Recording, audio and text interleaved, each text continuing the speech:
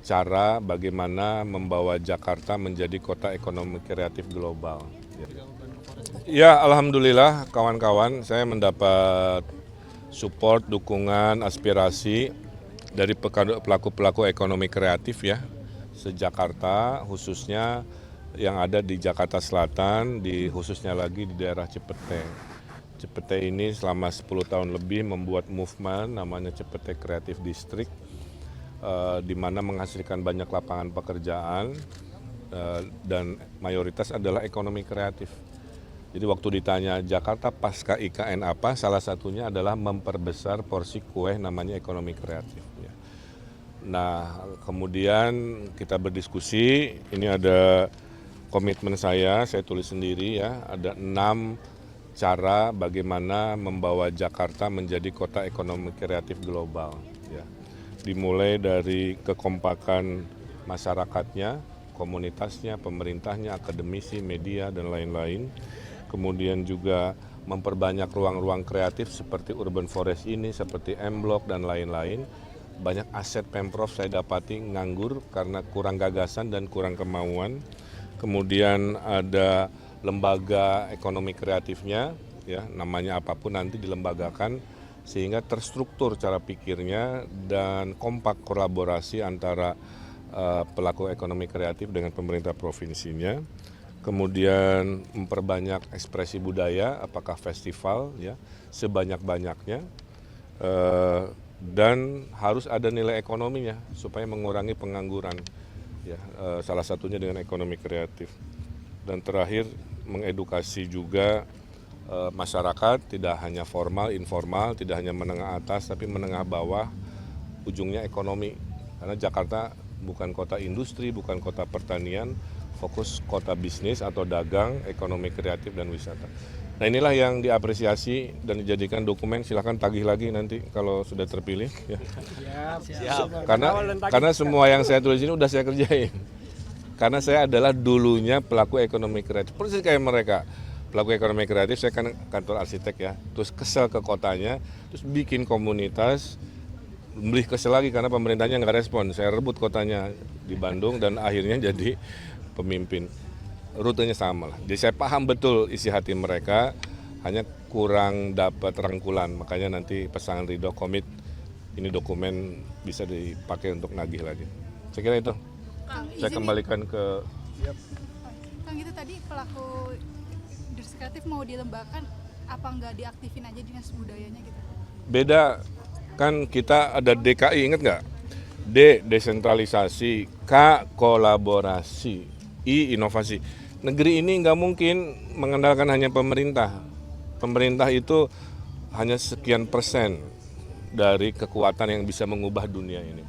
Maka masyarakat harus dirangkul sehingga kekuatannya. Jadi mohon maaf ya, tidak mungkin dikit-dikit hanya dinas, dikit-dikit hanya itu pola manajemen yang jadul.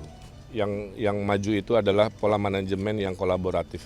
Mengajak semua yang cinta Jakarta bergabung, merumuskan bersama, bekerja bersama. Kang, kalau keluhan utama yang disampaikan oleh kawan-kawan Kayak event pajaknya nggak jelas, kayak event perizinannya juga kadang-kadang tidak satu pintu, harga perizinan kadang-kadang X rupiah, kadang-kadang 10 X rupiah, dukungan pajak masih dipersamakan dengan pajak korporasi kan.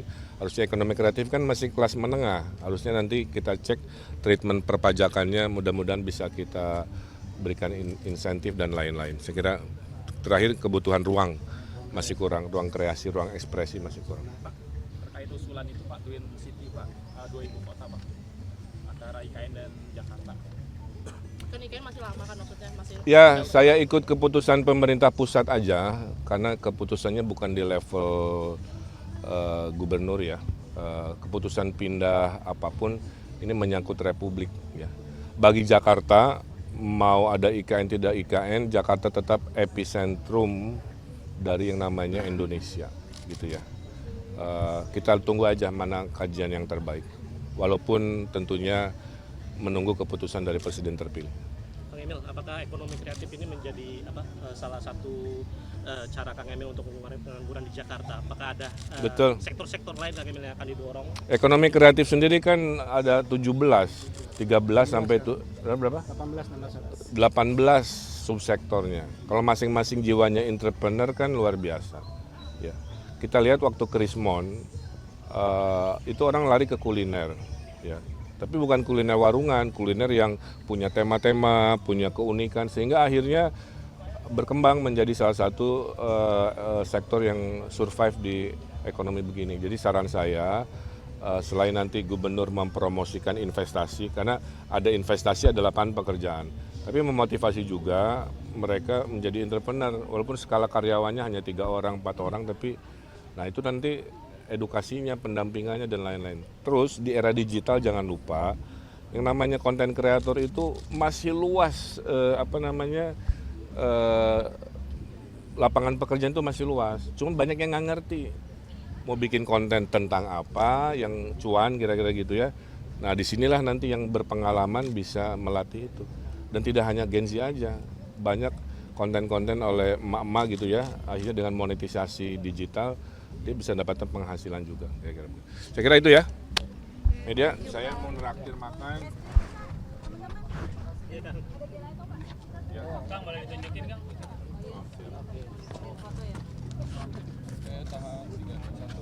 21. Semoga wasitnya enggak 9+6 sama dengan 99.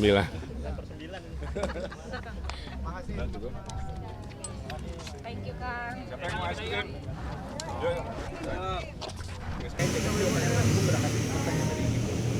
Nah dari situlah akhirnya terciptalah gerakan ini makin organik banget gitu, orang-orang yang berkumpul makin banyak.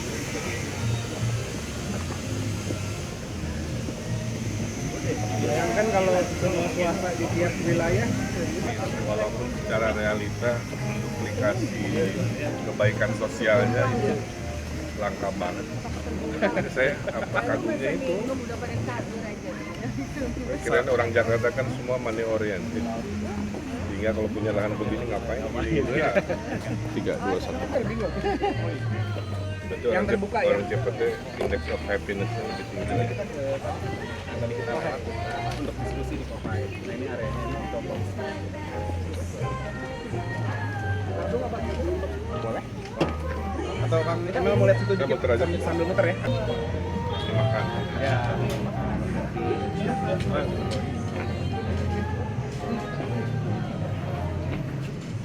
Perang tapi KTP Jakarta. Iya, KTP tetap Jakarta. harus nyoblos. Berarti Itu orang tuanya orang sini. orang tuanya enggak perantauan juga. Bukan, maksudnya kok KTP Jakarta tinggal Oh, Jakarta Timur. Jakarta Timur. Tahunya tempat ini dari kapan? Udah lama. Lama kan? Udah lama. Bikin yang banyak dong.